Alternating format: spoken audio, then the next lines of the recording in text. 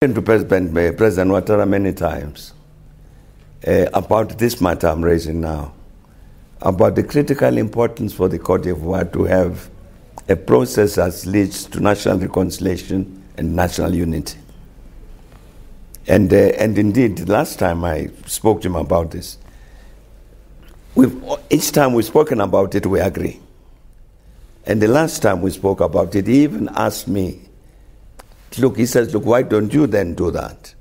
Bring all of us together, let's do that process of national reconciliation. So that's what I would say to President Ouattara now, that we have discussed this thing many times. You know my position on this thing. President Gbagbo is known now out of prison and this trial. Let's create a space so that you people, Ivorians, attend to this matter. Because I agree with the position that was taken by the Africa Forum, that if this matter is not addressed in Côte d'Ivoire of reconciliation, national unity, one day that civil war will resume in the Côte d'Ivoire, and many people will be killed. Ivory Coast President Alassane Ouattara has refused to comment on the acquittal on the crimes against humanity of his predecessor Laurent Gbagbo at the International Criminal Court. While insisting investigations will continue, Ouattara made the comments at the AU summit, adding that someone must be held responsible for the 3,000 deaths in the violence after disputed elections in 2010.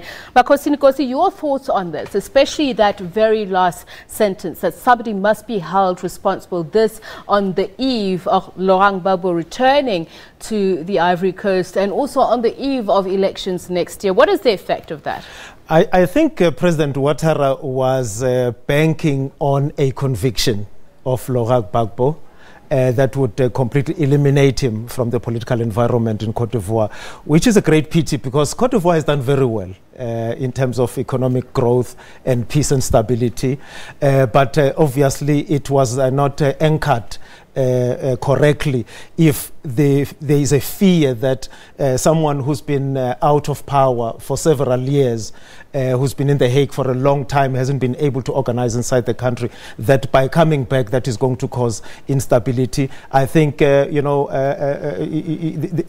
South Africa, not just the former president, Thabo Mbeki, I think the current president of South Africa, Cyril Ramaphosa, must continue to put pressure on the government of Côte d'Ivoire. Okay. Thank you so much for your time and insights. Makhosini Nkosi is a political consultant. Now, South Africa takes over the chairmanship of the AU.